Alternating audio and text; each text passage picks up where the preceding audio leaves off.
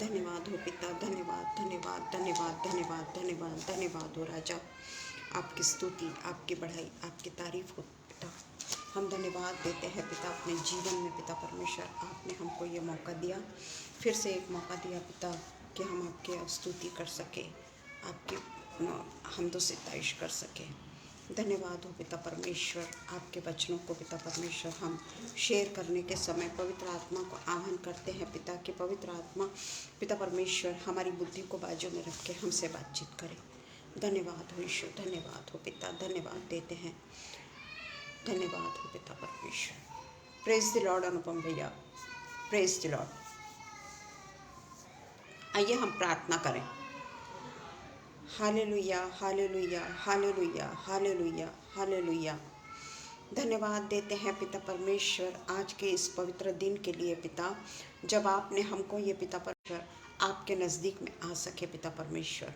हम आपको बहुत बहुत धन्यवाद देते हैं पिता परमेश्वर कि आपने आज हमारे लिए एक ये पिता परमेश्वर मार्ग गांठ को छिल देता है पिता परमेश्वर। उसी वचन को लेकर पिता परमेश्वर आज जब हम यहाँ हाजिर हुए हैं, होने दीजिए पिता परमेश्वर कि ये वचन हर एक सुनने वालों के लिए और बोलने वाले के लिए भी पिता परमेश्वर, जो पिता परमेश्वर ये पिता परमेश्वर पेज को पिता परमेश्वर व्यू कर रहे हैं, उन सब के लिए हम आपको धन्यवाद देते हैं और प्रार्थना करते हैं पिता कि हर कोई पिता परमेश्वर इस वचन के द्वारा पिता परमेश्वर, जो पिता परमेश्वर का वचन है उससे पिता परमेश्वर पूरे तरीके से एक नया जीवन को पाले पिता।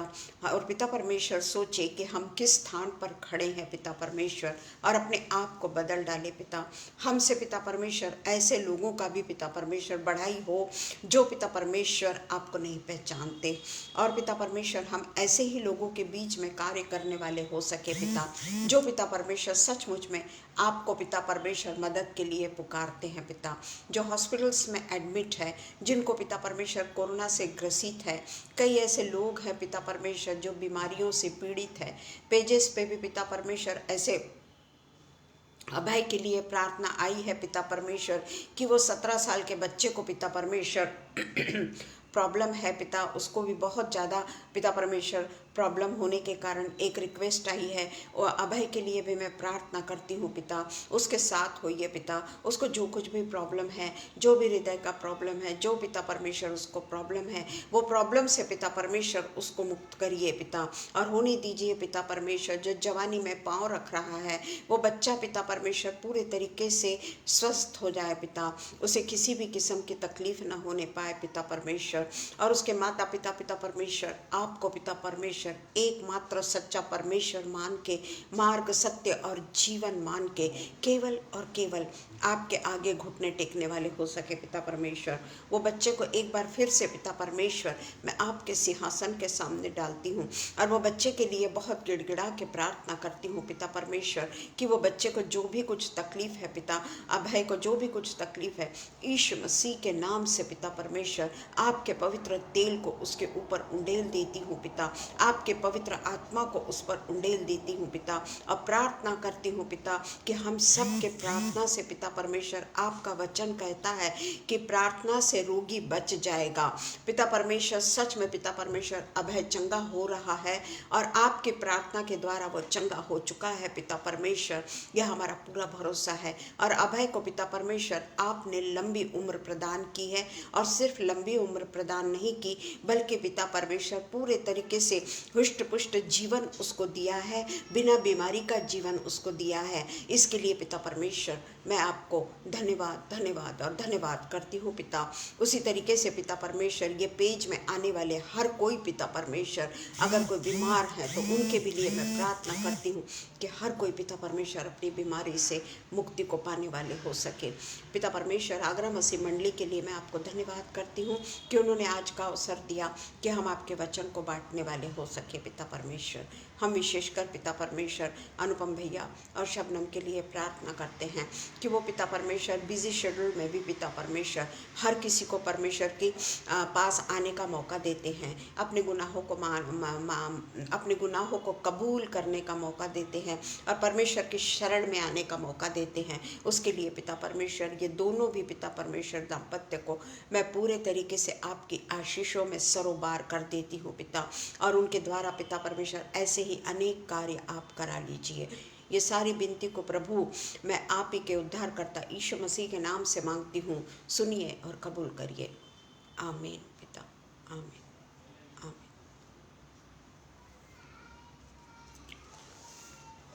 धन्यवाद हो पिता परमेश्वर, हमारी प्रार्थना सुनने के लिए हम आपको दिलो जान से धन्यवाद देते हैं।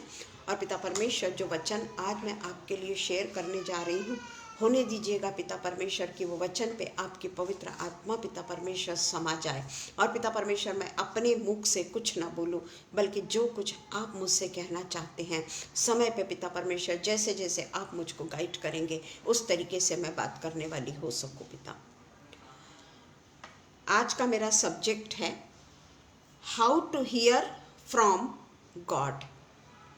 How to hear from God. इसके लिए मैं सबसे पहले आपको वचन के ऊपर जाकर बताती हूँ कि सबसे पहले परमेश्वर ने हमको परमेश्वर को किस तरीके से हमको सुनना है। उसके लिए 5 बातें आज मैंने परमेश्वर के वचनों में से ली है। हम सोचते हैं कि परमेश्वर केवल और केवल हमसे वचनों के द्वारा ही बात करता है, परंतु पिता परमेश्वर का वचन कहता है कि परमेश्वर हमसे सपनों के द्वारा भी बात करता है। Praise the Lord Shabnam. परमेश्वर हमसे सपनों के द्वारा बातचीत करता है। परमेश्वर अपने स्वर्गदूतों के द्वारा हमसे बातें करता है। सपनों के द्वारा भी बातें करता है, स्वर्गदूतों के द्वारा भी बातें करता है। उसके अलावा पिता परमेश्वर हमें विजन देता है, पिता परमेश्वर हमें दर्शन देता है और दर्शन के द्वारा भी वो हमसे बातचीत करता है। परमेश्वर अपने वचनों के द्वारा हमसे बातचीत करता है और मैसेज के द्वारा बातें करता है। सबसे पहले वो हमसे सपनों के द्वारा बात करता है, दूसरा वो अपने स्वर्गदूतों के द्वारा बातें करता है, तीसरा वो दर्शन के द्वारा हमसे बातें करता है, चौथा अपने वचनों के द्वारा बातचीत करता है और पांचवा मैसेज के द्वारा हमसे बात करता है। जब हम लोगों के मैसेजेस सुनते हैं ना, उस समय हमको कई ऐसी चीज़ें सुनने को मिलती है, चाहे हम उसका रिप्लाई दे रहे हैं या नहीं दे रहे हैं, परंतु जब हम परमेश्वर के वचनों में खो जाते हैं ना, रियली परमेश्वर हमसे बातें करता है। उस समय भी बातें करता है जब हम बाइबल पढ़ते हैं, उस समय भी वो हमसे बातें करता है। उसके वचनों को जब हम बहुत गहराई से पढ़ते हैं, ज़रूरी नहीं कि हमने उठा के पूरा का पूरा पैराग्राफ पढ़ डाला। एक ही वचन ऐसा होगा जो पूरे तरीके से हमको झकझोर देता है। एक ही वचन के द्वारा हम पूरे तरीके से अपने लाइफ को बदल देते हैं।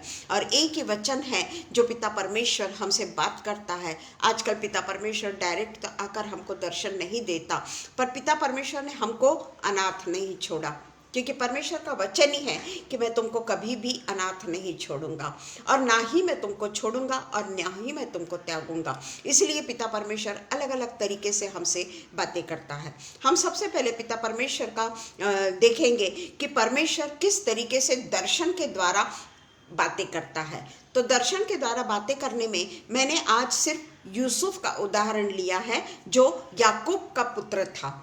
आप अच्छे से जानते हैं यूसुफ के जीवन के बारे में कि किस तरीके से कठिनाइयों से उसने अपने जीवन को दिया। जब वो छोटा ही था तब उसके भाइयों ने उसके ऊपर कितने अत्याचार किए और उसके बाद में उसको गुलाम करके उसको बेच दिया गया। ये सब हम अच्छे तरीके से जानते हैं। पर यूसुफ ने इतना होने के बावजूद भी जवानी तक परमेश्वर ने उसको, जब वो काफ़ी ये हो गया तब कहीं जाकर वो प्रधानमंत्री बनाया गया।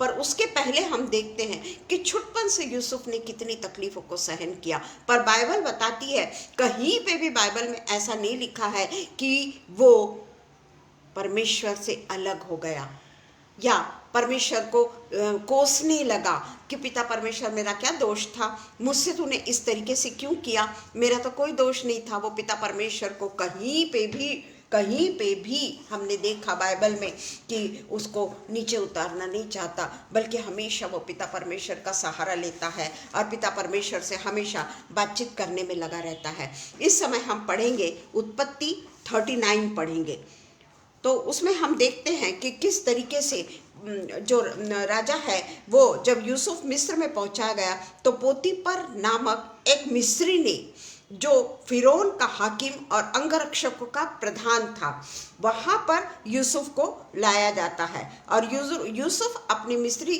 सेवा स्वामी के घर में रहता था और यहोवा उसके संग था, जबकि वो गुलाम बनाकर लाया गया है। यहाँ पर हम अच्छे तरीके से जानते हैं कि वो गुलाम बना हुआ है यहाँ पर, परंतु 39 का दूसरा ही वचन कहता है कि परमेश्वर उसके संग था।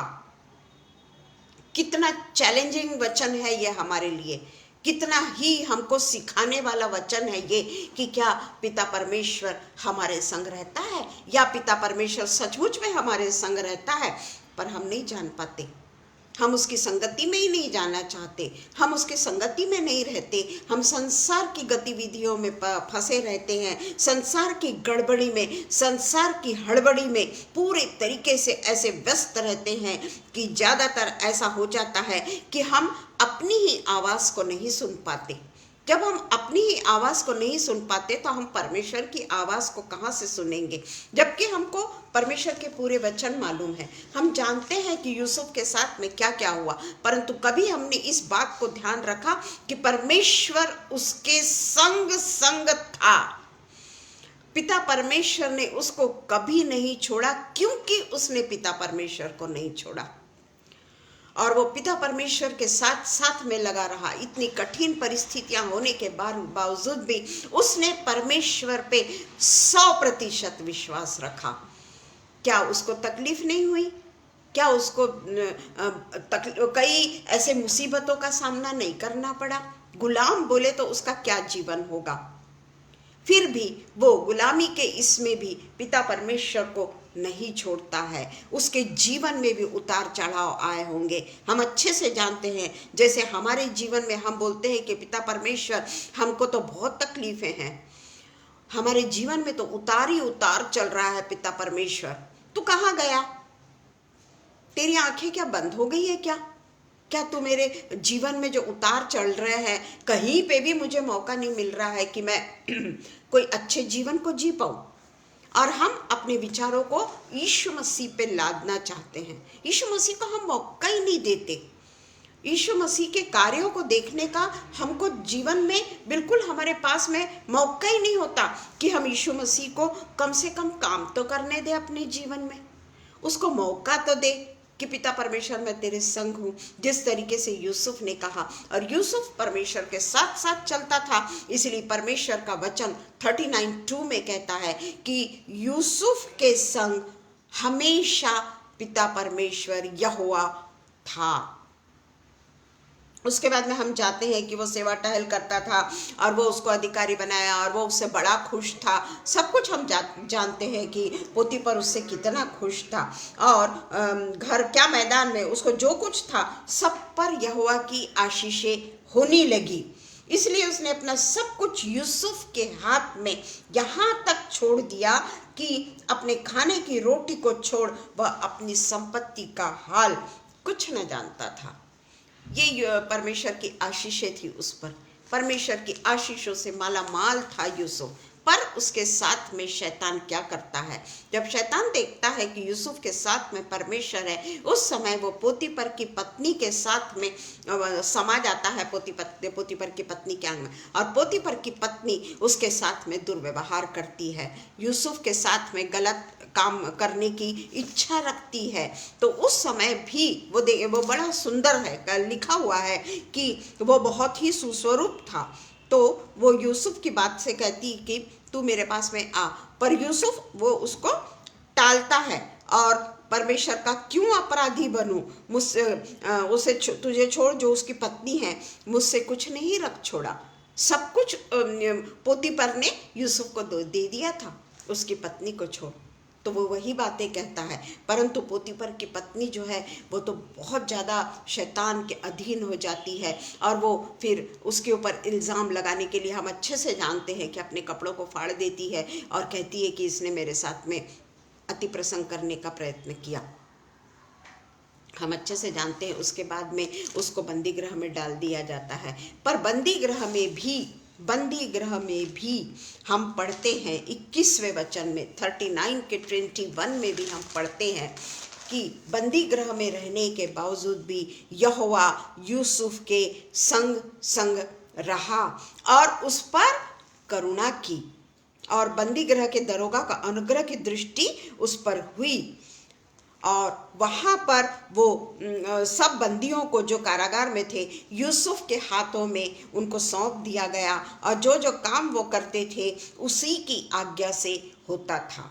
यहाँ पर भी यूसुफ को परमेश्वर ने नहीं छोड़ा। पर हमारे जीवन में हमारी जो आदतें होती है ना, हम परमेश्वर की आवाज़ को सुनना ही नहीं चाहते। हम केवल अपनी ही बकबक बकबक बकबक करते रहते हैं। हो सकता है पिता परमेश्वर अभी मुझसे कुछ और कहलवाना चाहता होगा, पर नहीं, मैं अपनी होशियारी को बताने में लगी रहूं तो पिता परमेश्वर कहेगा कि तू तो मेरे साथ मेरी बातों को ही नहीं सुनती। हम उसके साथ में साझेदारी करना ही नहीं चाहते। पिता परमेश्वर के साथ में हम साझेदारी करना ही नहीं चाहते। अपने व्यस्तता में हम नौकरी करते हो या व्यापार करते हो या जो भी कुछ हमारा काम होगा, उसमें हम इतने बिजी हो जाते हैं ना कि संसार हम पे लद जाता है और हम पिता परमेश्वर की आवाज़ को नहीं सुनना चाहते। 24 घंटे अलग अलग तरीके से हमको परमेश्वर आगाह करते रहता है, इवन सपने में भी। पर हम इतनी गहरी नींद में सोते हैं ना, खासकर मैं तो, हालांकि मेरे को बड़ा नींद देर से आती है, पर जब आती है ना उस समय मुझे कुछ भी याद नहीं रहता। तो मेरे को परमेश्वर का दर्शन क्या समझ में आने वाला। परमेश्वर मेरे से बात भी करता होगा रात के समय, मैं तो मस्त सोती रहती हूँ। तो ये इस तरीके से पिता परमेश्वर के साथ में रहना बहुत कठिन है। पिता परमेश्वर के साथ में हूँ, मैं बड़ी बातें करती हूँ कि मैं ये पेज पे बोलती हूँ, मैं वो पेज पे बोलती हूँ, मैं वो पेज पे बोलती हूँ, परंतु अगर मैं पिता परमेश्वर मेरे साथ साथ में नहीं है तो मेरा क्या बढ़ाई। मैं तो पूरी शून्य हूँ, मेरी कोई बढ़ाई नहीं है। उसके बाद में हम देखते हैं कि वो बंदियों को फिर सपने का अर्थ बताता है वो, और उसके बाद में हम देखते हैं कि 20 से 23 में भी यही लिखा हुआ है, और बंदियों को स्वप्न का अर्थ बताता है। ये 20 से 23 में हम पढ़ते हैं। और जब वो परमेश्वर ड्रीम के द्वारे उसके परमेश्वर की बुद्धि को पाकर वो बंदियों को अपने स्वरूप में, अपने परमेश्वर की आज्ञाओं में रखता है। उसके बाद में हम देखते कि पिलाने हारा जो रहता है, 40वें इसमें है, पिलाने हारा जो रहता है वो भी बंदीगृह में आता है। और उसके बाद में जब उसके छूटने का समय हो जाता है तो यूसुफ उससे कहता है कि तू राजा के सामने मेरे लिए बात कर, मैं जो सपने का अर्थ बताता हूँ वो राजा को बता, ताकि मैं भी यहाँ से छूट जाऊँ। तो वो कहता है ठीक है, और बाद में वो भूल जाता है।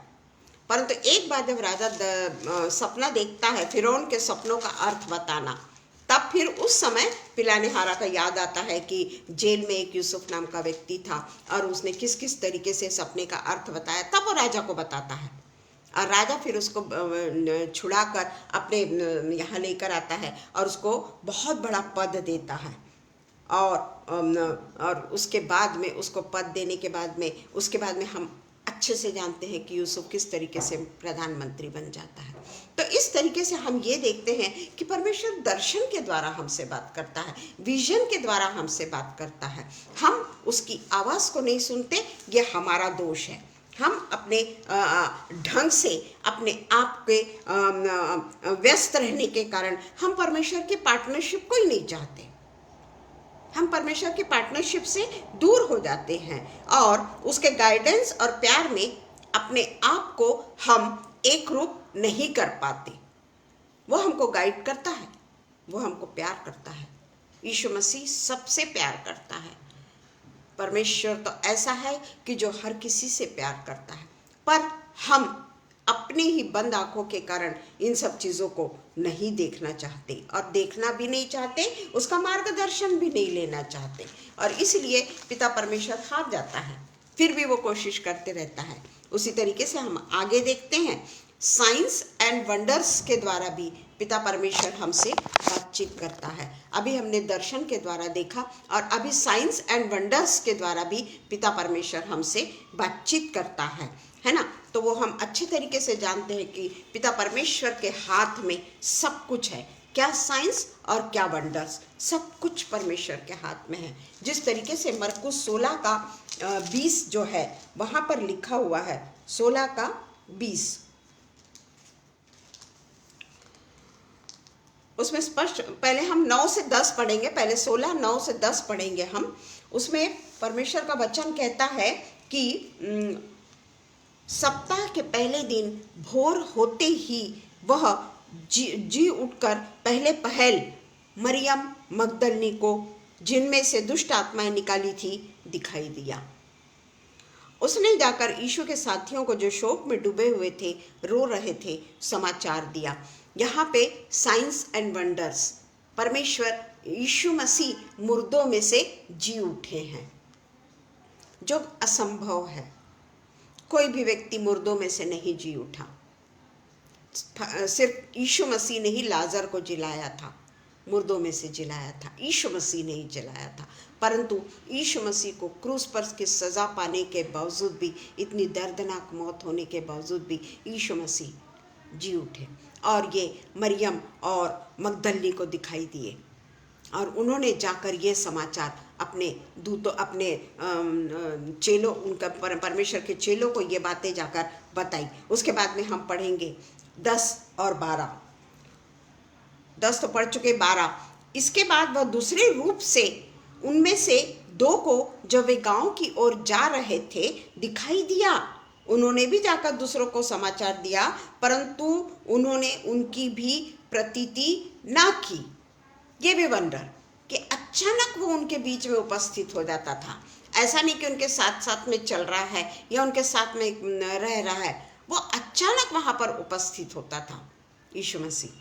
और वो गांव से जो जा रहे थे उनको भी वो दिखाई देता है। ये है साइंस एंड वंडर्स। उसके बाद में 14, पीछे वह उन 11 को भी, जब वे भोजन करने बैठे थे, दिखाई दिया और उनके अविश्वास और मन की कठोरता पर उलाहना दिया, क्योंकि जिन्होंने उसके जी उठने के बाद उसे देखा था, उन्होंने उसकी प्रतीति ना की।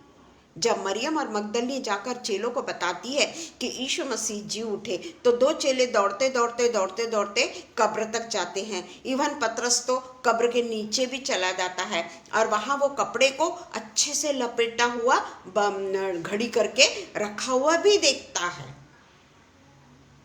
फिर भी वो प्रतीति नहीं करता। और ये लोग सब के सब एक कमरे में बंद रहते हैं डर के मारे कि कहीं रोमन सरकार हमको मार न डाले।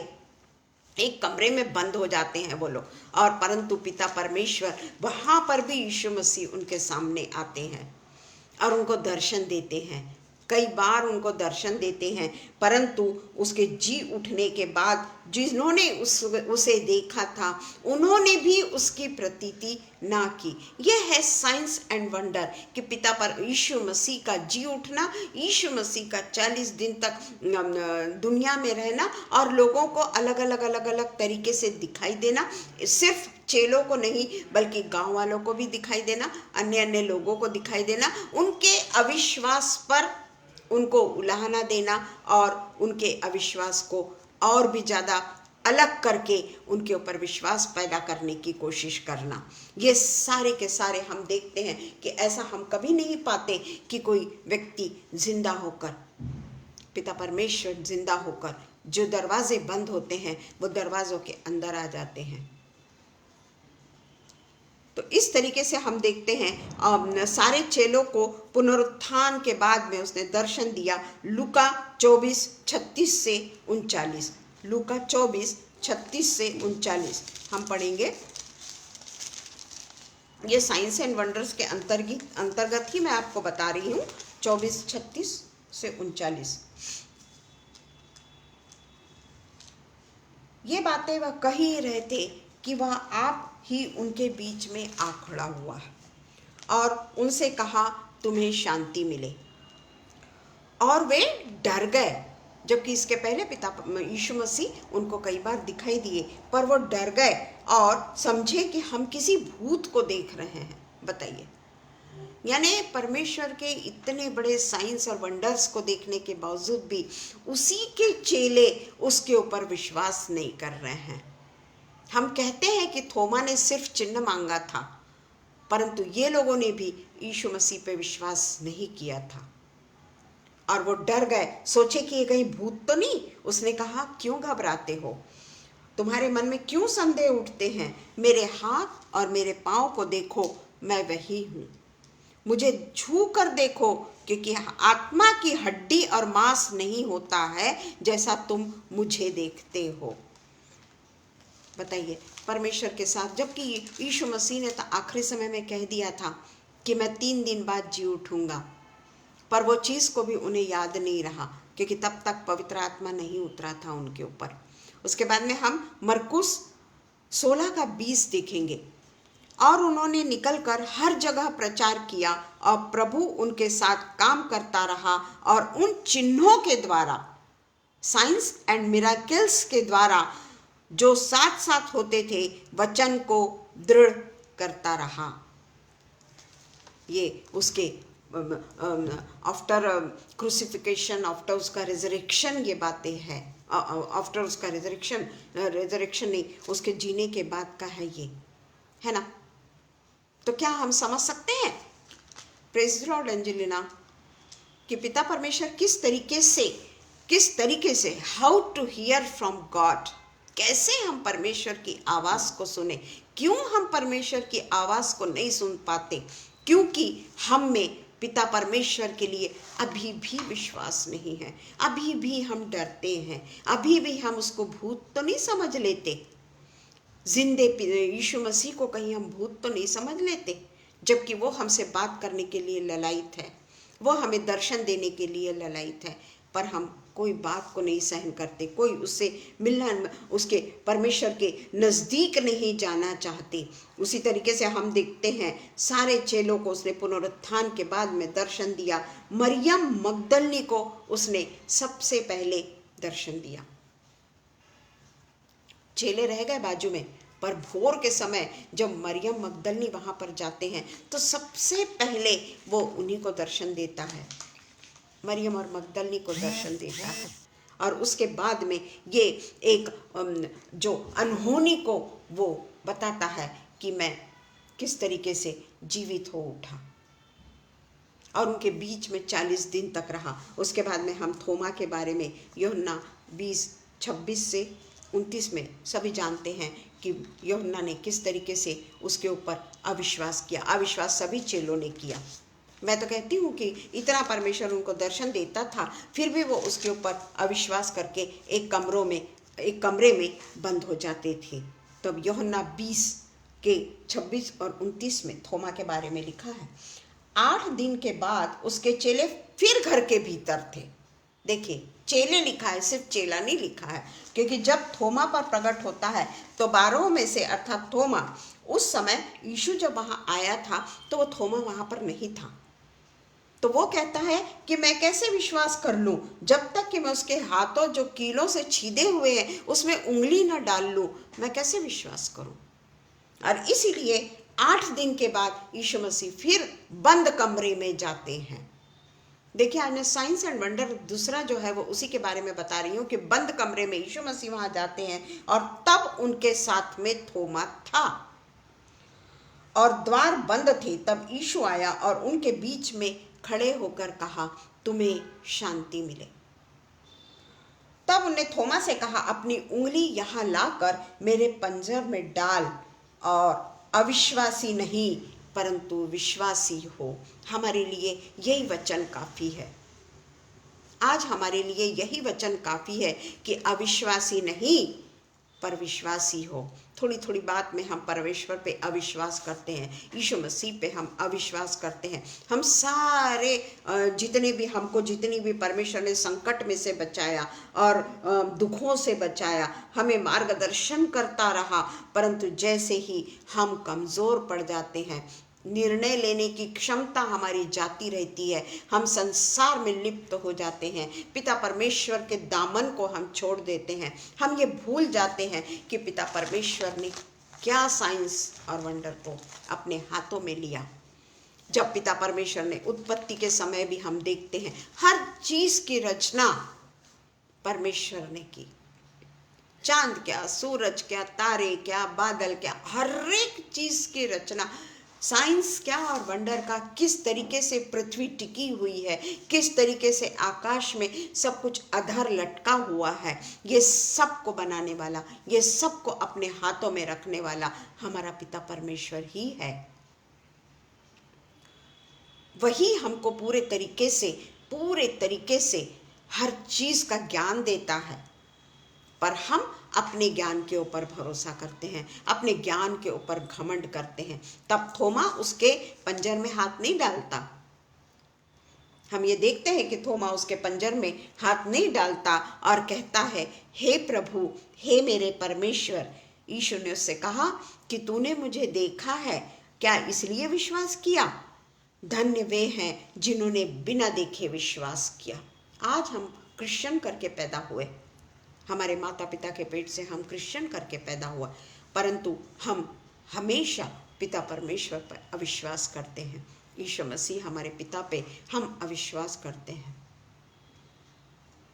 थोड़ी थोड़ी बात में हम ये हो जाते हैं कि पिता परमेश्वर, मैं तो तेरी इतनी उपासना करती हूँ, इतना उपवास करती हूँ मैं, पर तू तो मेरे को दुख ही दुख दिया चला जा रहा है। हम कभी ये नहीं कहते कि पिता परमेश्वर, जो दुख तूने मुझको दिया है, मैं जानता हूँ कि इसमें तेरी ही स्तुति होगी, तेरी ही तारीफ होगी। ये कुछ न कुछ मेरे जीवन में अच्छा घटने के लिए तूने मुझे ये दुख दिया, या तूने मुझे ये दुख सहने की ताकत दी। आज भी मैं यही कहती हूँ कि आज अगर मेरे पति जिंदा होते तो शायद मैं पिता परमेश्वर के वचन को नहीं बोलती, मैं अभी भी उन्हीं के पीछे पीछे चली रहती। वो बोलते हैं, मैं चुपचाप सुनती रहती, उनके वचन वो जो बोलते थे वो मैं सुनती रहती। परंतु पिता परमेश्वर की जो योजना थी वो मेरे को आज पता पड़ती है कि पिता परमेश्वर की क्या योजना है। प्रेज द लॉर्ड ब्लैकस्टोन परिवार।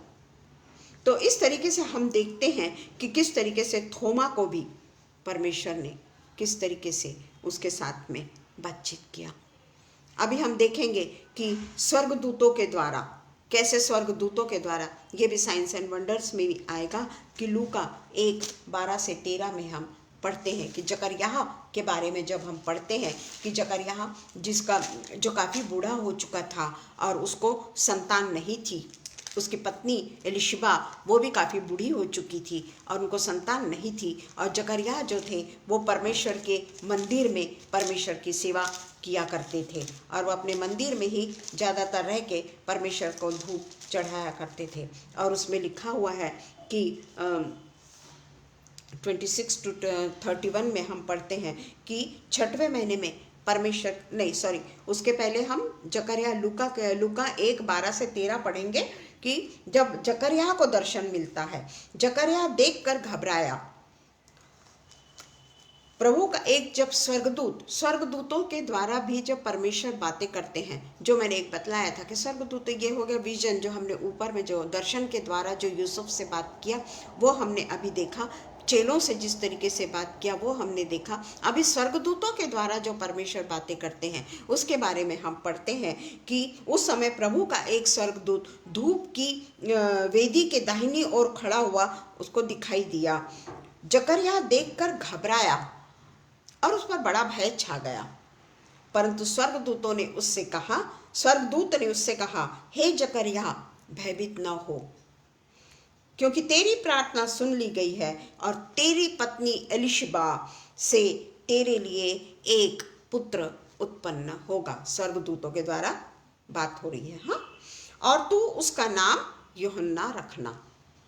तुझे आनंद और हर्ष होगा और बहुत लोग उसके जन्म के कारण आनंदित होंगे। और उसमें लिखा है कि वो कभी मदिरा नहीं पिएगा, कभी दाखरस नहीं पिएगा, ये 14वें वचन में लिखा हुआ है। उसके बाद में हम देखते हैं कि स्वर्गदूत मरियम के पास में अब जाते हैं। लूका 1:26 से 31 स्वर्गदूतों के द्वारा ही यीशु मसीह बातें कर रहे हैं, परमेश्वर बातें कर रहे हैं। लूका 1:26 टू 29 हम पढ़ेंगे। 6वें महीने में परमेश्वर की ओर से जिब्राइल स्वर्गदूत, यहाँ पे स्वर्गदूत का नाम लिखा है, जिब्राइल स्वर्गदूत गलील के नासरत नगर में एक कुंवारी के पास में भेजा गया, जिसकी मंगनी यूसुफ नामक दाऊद के घराने के एक पुरुष से हुई थी। उस कुंवारी का नाम मरियम था।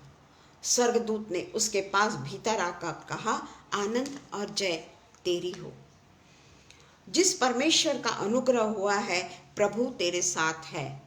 वह उस वचन से बहुत घबरा गई और सोचने लगी कि यह किस प्रकार का अभिवादन है।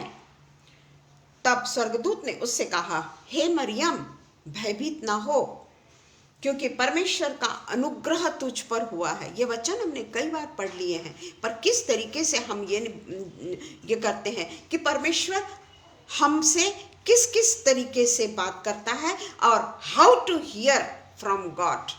परमेश्वर तो हमसे बात करता है, पर हमको उसको सुनना है। हम उसे किस तरीके से सुने, हमारी आंखों को, हमारे कानों को किस तरीके से हम सतर्क रखें। जिस तरीके से जकरयाह ने स्वर्गदूत की आवाज को सुना, जिब्राइल की आवाज को मरियम ने सुना, क्या हमारे साथ में परमेश्वर बात नहीं करता? करता है। हमसे भी परमेश्वर बात करता है, पर क्या हमको सुनाई देता है? इसलिए परमेश्वर का वचन के मैंने उसका टाइटल ही दी हूं, how to hear from God. कैसे तुम परमेश्वर को सुनोगे? यहाँ पे जिब्राइल आता है, परमेश्वर का अभिवादन करता है, उसको धन्य कहता है और कहता है कि तू गर्भवती होगी और तेरा एक पुत्र उत्पन्न होगा, तू उसका नाम यीशु रखना। यहां तक ये है, वहां यूसुफ और यहां यीशु। धन्य है वो माताएं जिन्होंने परमेश्वर की आवाज को सुना। वो जरूर मरियम घबराई कि भाई मैं तो पुरुष को नहीं जानती, पर स्वर्गदूत ने उससे कहा कि स्वर्गदूत ने उसको उत्तर दिया, पवित्र आत्मा तुझ पर उतरेगा और परम प्रधान की सामर्थ तुझ पर छाया करेगी, इसलिए वह पवित्र जो उत्पन्न होने वाला है परमेश्वर का पुत्र कहलाएगा। क्या ही धन्य है वो स्त्रियां। और उसके बाद में हम देखते हैं कि जब मरियम बड़ी खुशी खुशी एलिशबा के पास में जाती है, और एलिशबा को जो ही एलिशबा ने मरियम ने उसको नमस्कार किया, त्यों ही उसके पेट में का बच्चा उछला, पेट में का बच्चा उछला और एलिशबा पवित्र आत्मा से परिपूर्ण हो गई। पहले के समय में भी पवित्र आत्मा कुछ लोगों पे जो आता था, पवित्र आत्मा से परिपूर्ण हो गई। यही हम लूका 1:15 में पढ़ते हैं कि क्योंकि वह प्रभु के सामने महान होगा और दाखरस और मदिरा कभी न पिएगा, और अपनी माता के गर्भ ही से, देखिए यहाँ पे लिखा है कि एलिशबा पवित्र आत्मा से भर गई, और यहाँ पे 1:15 में भी यही लिखा हुआ है कि वो गर्भ ही से पवित्र आत्मा से परिपूर्ण हो जाएगा। सच में हमारा पिता, हमारा परमेश्वर कोई खेलने की चीज नहीं है, जिसको हम तिरस्कृत करते हैं, जिनकी आवाज को हम सुनना नहीं चाहते, हमारी ही आवाज को परमेश्वर के सामने हम पेश करना चाहते हैं, हमारी ही तकलीफों को हम परमेश्वर के सामने बताना चाहते हैं, हमारे व्यस्तता को हम परमेश्वर के सामने रखते हैं। कई बार हम पे बड़ी तकलीफें रहती है, कई बार हमारे घर वालों के द्वारा हम बड़े व्यथित होते हैं, वही हम सोचते रहते हैं। मैं ये मेरे लिए बोल रही हूँ, कोई ना समझे कि मैं किसी और को बोल रही हूँ, ये मेरे अनुभव के द्वारा ही मैं बोलती हूँ। उस समय मैं भूल जाती हूँ how to hear from God. मैं उस समय अपनी मन की बात करती हूँ, अपने मन के अनुसार अपना क्या करना चाहिए, अगला स्टेप लेती हूँ। मैं अपने मन के अनुसार मैं अगला स्टेप लेती हूँ, जबकि बोलती ज़रूर हूँ कि पिता परमेश्वर तुम मुझे मदद कर, पिता परमेश्वर आज के बाद में मैं बिल्कुल खामोश हो जाऊँगी, आज के बाद में मैं किसी को नहीं बोलूँगी।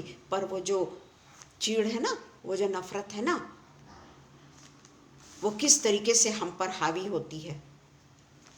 चाहे हम कुछ भी कर लें, वो हम पे हावी होती है, और पिता परमेश्वर को बाजू में कर देती हूँ। मैं पिता परमेश्वर को बाजू में कर देती हूँ और अपने मन के अनुसार निर्णय लेने लग जाती हूँ। तो परमेश्वर क्या मुझसे नहीं पूछेगा कि तू कैसे परमेश्वर की आवाज सुनेगी रीता? कैसे सुनेगी तू? तो अपनी अनुसार चलती है, तू तो अपने ही निर्णय खुद लेती है। पिता परमेश्वर को तो तू काम ही नहीं करने देती। इसलिए यह हमारे लिए आज बहुत बड़ा ज्वलंत टॉपिक है, ज्वलंत टॉपिक है, how to hear from God. किस तरीके से हम परमेश्वर की आवाज को सुन के उसके अनुसार करने वाले हों। सिर्फ आवाज को ना सुने, आवाज तो दे रहा है पिता परमेश्वर मुझको, पर मैं सुनती नहीं ना, मैं सुनती नहीं, अपने ही अनुसार मैं करती हूं। तो कैसे कोई पिता परमेश्वर मुझसे बातें करेगा? फिर भी पिता परमेश्वर घर के अंदर आता है। जिस तरीके से परमेश्वर ने अपने चेलों के लिए, यीशु मसीह वो कमरे में बंद रहते थे तो भी वो उनके बीच में आ जाता था। हमारे भी बीच में पिता परमेश्वर आता है। वो भी चाहता है कि हम परमेश्वर से हर चीज़ के, परमेश्वर का हल जानने के लिए, हमारे तकलीफ़ों के निर्णय को लेने से पहले हम परमेश्वर के पास में जाएं। परमेश्वर ज़रूर हमसे बातें करता है, पर हम उस समय उससे बात नहीं करना चाहते। हमारी इच्छाएं, हमारा गुस्सा, हमारा क्रोध भड़क जाता है। पवित्र आत्मा हमारे पास में आता ही नहीं। उसको हम शोकित करते हैं, उसको हम खेदित करते हैं। क्या जकरिया ने भी थोड़ा सा ये कहता, जकरिया के ज़बान को पिता परमेश्वर ने बंद कर दिया। पर एलिशबा ने पवित्र आत्मा से, जैसे ही मरियम उसने आवाज़ दी, वो पवित्र आत्मा से भर गई। और मरियम यूसुफ भी सोचता था कि इसको मैं छोड़ दूंगा, बिना किसी बदनामी के मैं मरियम को छोड़ दूंगा। उस समय तो ये बहुत बड़ी बात थी ना, लोग तो उसके ऊपर पत्थरवाह करेंगे कि ये गलत काम की है, ये व्यभिचारिणी है, उसके ऊपर पत्थरवाह करेंगे। इसीलिए यूसुफ चाहता है कि मैं उसको चुपचाप से छोड़ दूं। फिर स्वर्गदूत उसको जाकर दर्शन देते हैं और बताते हैं कि वो पवित्र आत्मा से गर्भवती होगी। क्या हम और आप, अगर हमारे पास में आकर ऐसा किसी ने कहा कि भाई वो व्यक्ति वैसा नहीं है, वो व्यक्ति बड़ा अच्छा है, तो उसके ऊपर बिलीव कर, वो पिता परमेश्वर के द्वारा भेजा हुआ एक दूत है, तो क्या हम विश्वास करेंगे? 10 किस्म के सवाल हमारे चेहरे पे आ जाएंगे। 10 किस्म से हम सोचने लग जाएंगे कि क्या यह सच है? क्या यह सचमुच परमेश्वर के द्वारा भेजा हुआ जन है?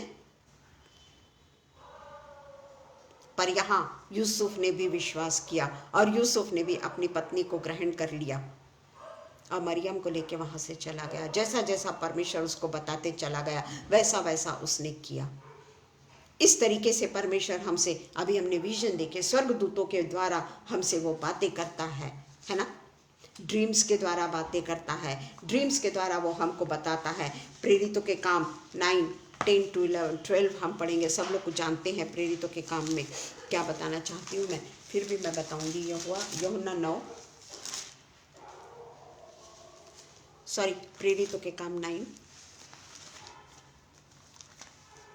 प्रेरितों के काम 9, 10 से 12। हम जानते हैं इसमें हृदय, शाऊल का हृदय परिवर्तन के बारे में लिखा गया है। किस तरीके से शाऊल का हृदय परिवर्तन होता है और किस तरीके से दमिश्क के निकट पहुंचा। एकाएक आकाश से उसके चारों ओर ज्योति चमकी, साइंस एंड वंडर। एकाएक आकाश से चारों ओर से ज्योति चमकी और वह भूमि पर गिर पड़ा और यह शब्द सुना, हे शाऊल तू मुझे क्यों सताता है? किसने आवाज दिया उसको? यीशु मसीह ने ना, खुद प्रत्यक्ष यीशु मसीह ने उससे कहा कि हे शाऊल तू मुझे क्यों सताता है। कब हमारा ऐसा भाग्य होगा कि हम अपने आप को, अपने स्वयं को हम बाजू में रख दें और केवल परमेश्वर की आवाज़ सुने। जो ज्योति चमकी शाऊल के ऊपर, अगर हम परमेश्वर के अधीन हो जाएं तो पिता परमेश्वर हमारे भी लिए कोई ना कोई ज़रूर उपाय करेगा। और उसी के हम पढ़ते हैं कि प्रेरितों के काम 9:10-12 में हनन्याह के बारे में जब हम पढ़ते हैं, हनन्याह कहता है कि नहीं, पिता परमेश्वर उससे कहता है कि दमिश्क में हनन्याह ने में एक चेला था और उससे प्रभु ने दर्शन में कहा। यहाँ स्वर्गदूत नहीं है, यहाँ खुद प्रभु है। प्रभु उसको दर्शन देता है और कहता है कि दमिश्क में जा, वहाँ पर शाऊल नामा एक पुरुष है तर्सुसवासी, उसके पास जा। वो वहाँ पर प्रार्थना कर रहा है और उसके पुरुष के भी, और उसने हनन्याह नामक एक पुरुष को भीतर आते ऊपर हाथ रखते देखा ताकि फिर से दृष्टि पाए। उसके पहले हनन्याह कहता है कि हाँ प्रभु। तब प्रभु ने उससे कहा उठकर उस गली में जा जो सीधी कहलाती है और यहूदा के घर में शाऊल नामक है, देख वह प्रार्थना कर रहा है। तो हनन्याह बोलता है कि भाई वो व्यक्ति तो परमेश्वर के जनों को बहुत तकलीफ देता है, वो कैसे बड़ी बड़ी बुराइयां की है उसने तो पवित्र आत्मा के विरुद्ध में। परंतु प्रभु ने उससे कहा कि तू चला जा, क्योंकि वह तो अन्य जातियों और राजाओं और इजरायलियों के सामने मेरा नाम प्रकट करने के लिए मेरा चुना हुआ पात्र है। अब मेरे मन में भी एक प्रश्न आया कि फिर परमेश्वर ने इसको पहले क्यों नहीं चुन लिया? इसने तो स्तिफनुस को भी मार दिया, परमेश्वर के बड़े बड़े जनों को मार दिया। रोमन सरकार कब इसको आदेश देगी कि उन लोगों को पकड़ के लेकर आओ मसीहियों को? वो तो उसकी बाटी जोते रहता था। तो परमेश्वर को तो मालूम था कि पौलुस से मैं बहुत बड़े बड़े काम करवाऊंगा, पर उसका समय आने का था और जब उसका समय आया कोई उसको नहीं रोक सका। इतना बड़ा परमेश्वर का विरोधी, परमेश्वर के लोगों को सताने वाला, परमेश्वर के ऊपर दोषारोपण करने वाले व्यक्ति को परमेश्वर ने चुना और उसके लिए प्रभु गवाही दे रहा है। कब होगा हमारे साथ में ऐसा? उसके लिए प्रभु गवाही दे रहा है और कहता है कि मेरा नाम प्रकट करने के लिए मेरा चुना हुआ पात्र है। क्या हम सिर्फ इतने ही के लिए चुने गए क्या कि सिर्फ हम आकर वचन को पेश करने वाले हो सके, परमेश्वर के वचन को बांटने वाले हो सके, परमेश्वर के वचन को बोलने वाले हो सके, पर उसको मैं आत्मसात कर रही हूं क्या? ये तो मेरे लिए बड़ा पाप है कि मैं सिर्फ बोलती हूँ, बल बल बल बल बल बल बोलती रहती हूँ मैं, परंतु परमेश्वर के वचन को मैं ग्रहण ही नहीं करती। तो क्या ये मेरे लिए पाप नहीं है? पर जैसे ही शाऊल को, जैसे ही परमेश्वर ने पौल बनाया और जैसे ही परमेश्वर हनन्याह उसके साथ में उसके लिए प्रार्थना करने को गया और उससे कहा कि रास्ते में जिसे तू आया हो तुझे दिखाई दिया, उसी ने मुझे भेजा है कि तू फिर से दृष्टि पाए और पवित्र आत्मा से परिपूर्ण हो जाए। एक दिन भी नहीं गुजरा और पिता परमेश्वर ने उसको परिपूर्ण कर दिया पवित्र आत्मा से, क्योंकि परमेश्वर जानता था ना कि ये मेरे लिए दुख उठाने के लिए काबिल है, ये मेरे वचनों को बांटने के लिए अपनी जान को भी कुर्बान करने के लिए तैयार है। उसके लिए परमेश्वर खुद गवाही देता है। यहाँ कोई स्वर्गदूत नहीं आया, यहाँ कभी उसको सपने में दर्शन नहीं मिला, प्रत्यक्ष उसने देखा। एक ज्योति चमकी, कैसी ज्योति होगी वो, हम उसकी कल्पना भी नहीं कर सकते वो ज्योति को, क्योंकि हमने नहीं देखा ना। मैं तो हमेशा बोलती हूँ, तो हमेशा मैं यही सोचती हूँ कि पिता परमेश्वर, मैं बोलती ज़रूर हूँ परंतु मेरे में भी वो परिवर्तन आना चाहिए ना, मैं भी वैसी बनना चाहिए ना परमेश्वर के वचन के अनुसार। और इस तरीके से ड्रीम्स एंड विजन में हनन्याह के द्वारा पौलुस का वो होता है। पिता परमेश्वर ने हनन्याह को चुना। क्या परमेश्वर हमको किसी को बचाने के लिए चुनेगा?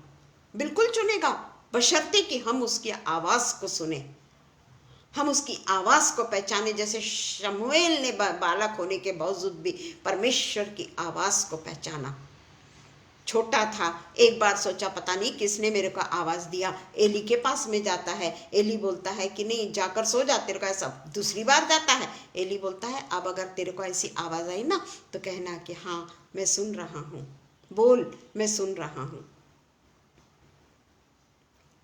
कब हम करेंगे ऐसा? क्या हमसे परमेश्वर बात नहीं करता? क्या परमेश्वर मुझको आवाज़ नहीं देता? पर मैं नहीं सुनती उसके आवाज़ को, मैं उसके आवाज़ को ठुकराती हूँ। सुन के मैं अनसुना भी कर देती हूँगी कई बार। अरे नहीं मेरे को तो बैंक जाना है, पिता परमेश्वर अभी तो मुझसे बात मत कर, मैं जरा बैंक जा रही हूँ, मेरे को बहुत काम है बाबा, बहुत अर्जेंट काम है मेरे को, बैंक में लाइफ सर्टिफिकेट देना है मेरे को, तू रुक जा। बैठा देती हूँ मैं परमेश्वर को ना। उस समय क्या हनन्या खाली पीली बैठा था क्या? वो तो उसका चेला था परमेश्वर का ना, फिर भी वो परमेश्वर की आवाज़ को सुनता है और उसी समय उठकर जाता है। और पौलुस का जीवन में परिवर्तन आ जाता है, उसकी आंखों से वो अंधापन चिलटे की तरह निकल के गिर जाता है। पिता परमेश्वर मुझको भी कई बार आवाज़ देता है, पर मैं ही तत्पर नहीं रहती ना। क्या करेगा परमेश्वर? कैसे परमेश्वर के वचन को सुनने के लिए हमको पूरे तरीके से तैयार रहना है। और केवल वचन सुनना ही नहीं है, सुनना ही नहीं है वचन, उसके अनुसार हमको करना है। जैसा वचन परमेश्वर का कहता है ना, हनन्या को जिस तरीके से यीशु मसीह का वचन कहा गया उसी तरीके से हनन्या ने कहा। पौलुस को जिस तरीके से परमेश्वर ने कहा हे शाऊल तू मुझे क्यों सताता है, जिस तरीके से परमेश्वर ने शमूएल से कहा, शमूएल को जिस तरीके से परस्पर परमेश्वर ने आवाज दी, क्या आज हमारे साथ में ऐसा नहीं होता प्रियो? क्या परमेश्वर आज इतना क्रोधी हो गया, इतना कठोर हो गया कि वो हमसे बात नहीं करना चाहता?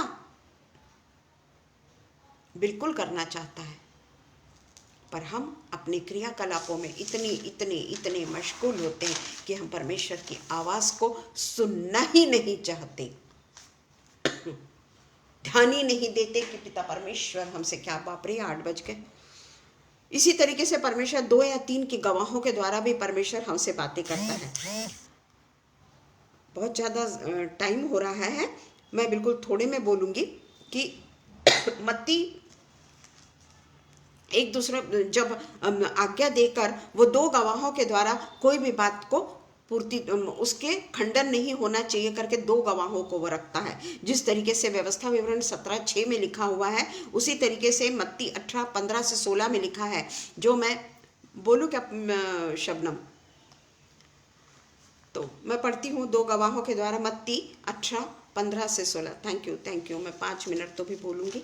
मत्ती 18:15 से 16 ये वचन जो है ये मुझको बहुत ही ज़्यादा ये किया है कि किस तरीके से मैं पिता परमेश्वर की आवाज़ को मैं सुन सकूं। तो इसलिए इसके ऊपर मैंने काफ़ी लंबा शायद बना लिया है भाषण को। 18:15 से 16, यदि तेरा भाई तेरे विरुद्ध अपराध करे तो जा और अकेले में बातचीत करके उसे समझा। यदि वह तेरी ना सुने तो तू अपने भाई को पा लिया। यदि वह ना सुने तो एक या दो जन को अपने साथ ले जा और हर एक बात 2 या 3 के गवाही के मुंह से निश्चित किए जाए। यदि फिर भी न माने तो कलीसिया से कह दे, परंतु वह कलीसिया की भी न माने तो तू उसे अन्य जाति और महसूल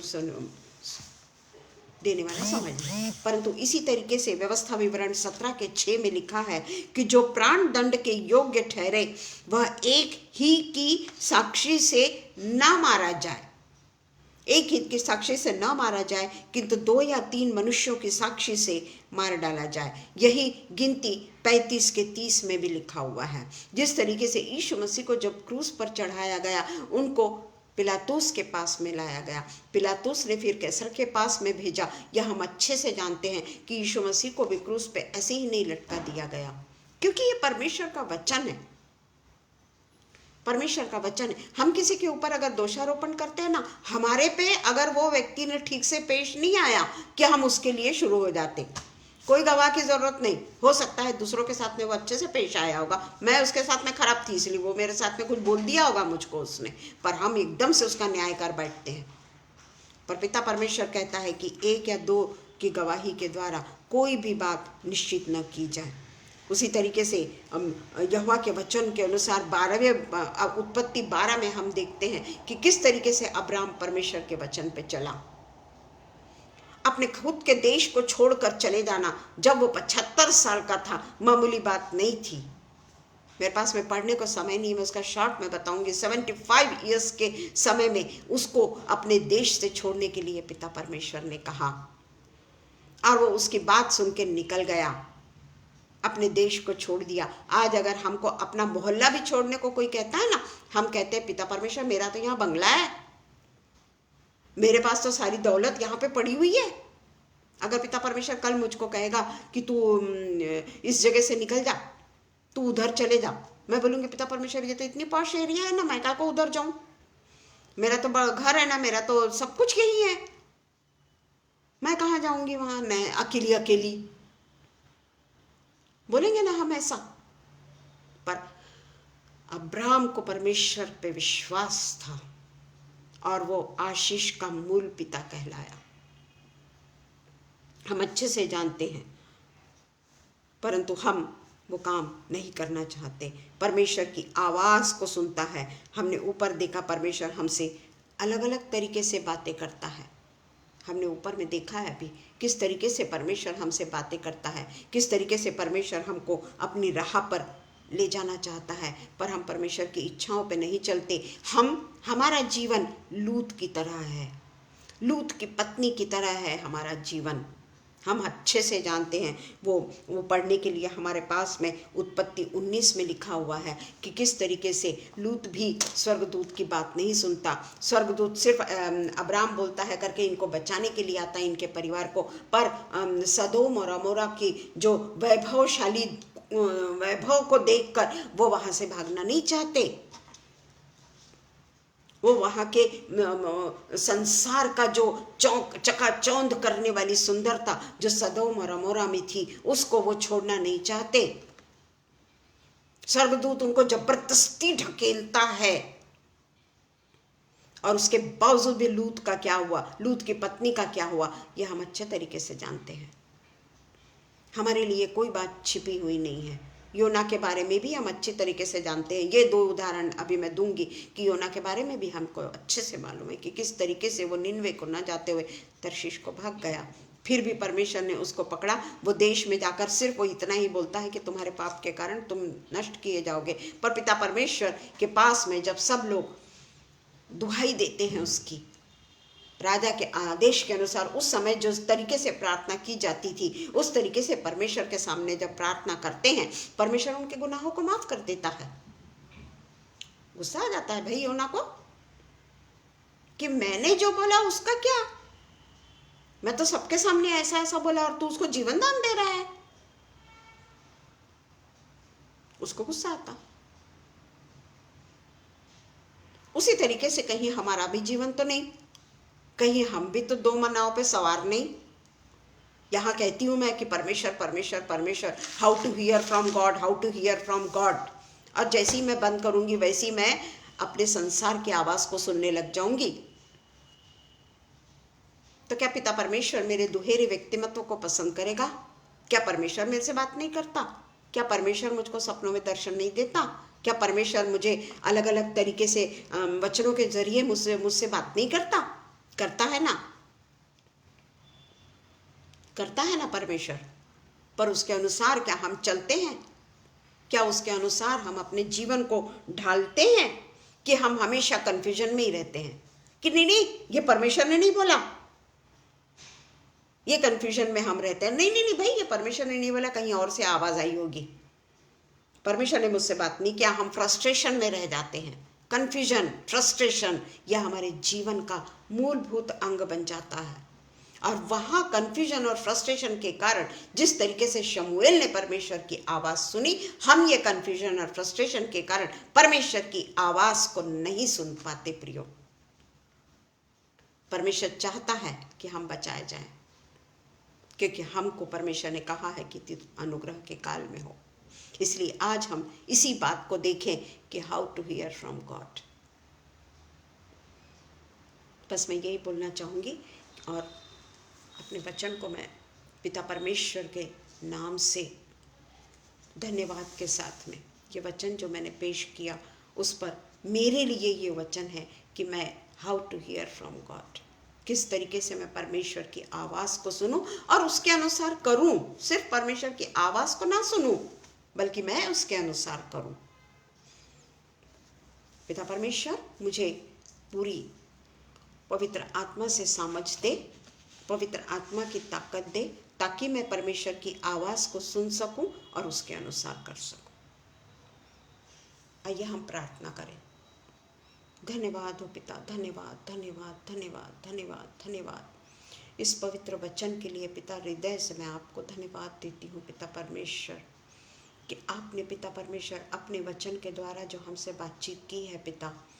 पिता परमेश्वर सच में ये वचन पिता परमेश्वर आज मेरे जीवन में दो धारी तलवार के समान काम किया पिता। मेरे मन को पूरे तरीके से जगा डाला कि मैं क्या करती हूँ। पिता परमेश्वर आज के बाद में पिता परमेश्वर हम सब केवल और केवल आपकी आवाज़ को सुनने वाले हो सके पिता। किस तरीके से आप हमसे बात करना चाहते हैं वो पिता परमेश्वर हम पवित्र आत्मा से जानने पाए पिता, कि आप हमसे क्या कहना चाहते हैं पिता। पिता परमेश्वर आपकी आवाज़ को जो चाहे धीमी से भी क्यों ना आती हो वो हमारे कान तक आती है पिता परमेश्वर। हम पिता परमेश्वर उसी के अनुसार करने वाले हों पिता परमेश्वर। आप हमसे सपने में बात करते हैं, आप हमसे स्वर्गदूतों के द्वारा बात करते हैं, आप मैसेजेस के द्वारा बात करते हैं। आप पिता परमेश्वर अपने अपने अलग अलग तरीके से खुद पिता परमेश्वर आप हमसे किस किस तरीके से बात करते हैं पिता। पर हमारे कन्फ्यूजन के कारण, फ्रस्ट्रेशन के कारण हम आपकी आवाज़ को नहीं सुन पाते। जब आप हमारे साथ में हैं तो हमें पिता परमेश्वर ये कन्फ्यूजन से, ये फ्रस्ट्रेशन से हमेशा के लिए दूर रख पिता। केवल और केवल हमारी आंखें आपको निहारती रहे पिता। धन्यवाद देते हैं पिता परमेश्वर शबनम ने जो पिता परमेश्वर थोड़ा समय हमने उससे लिया पिता परमेश्वर। हम धन्यवाद देते हैं पिता, क्योंकि इसके बाद में उसको और भी ज़्यादा पिता परमेश्वर डेली डिवोशन की भी तैयारी करना है पिता परमेश्वर। उसके मुख से आप बोलिए पिता परमेश्वर। जिस तरीके से रात को दोनों भी पति पत्नी के मुख से आप बातें करते हैं और वो सोने के पहले पिता परमेश्वर के वचन को जो बांटते हैं उनको पिता परमेश्वर और भी आशीषों से माला माल कर, उनके बच्चों को सारी आशीषों से माला माल कर, और जितने भी पिता परमेश्वर चाहते हैं कि पिता परमेश्वर उनसे बातचीत करें उन सब के साथ आप बातचीत करिए पिता परमेश्वर। आज के वचन को पिता परमेश्वर मैं बहुत ही पवित्रता के साथ में और धन्यवाद के साथ में यीशु मसीह के चरणों में डालती हूँ और प्रार्थना यीशु मसीह के नाम से मांग लेती हूँ। सुनिए और कबूल करिए। आमीन पिता, आमीन।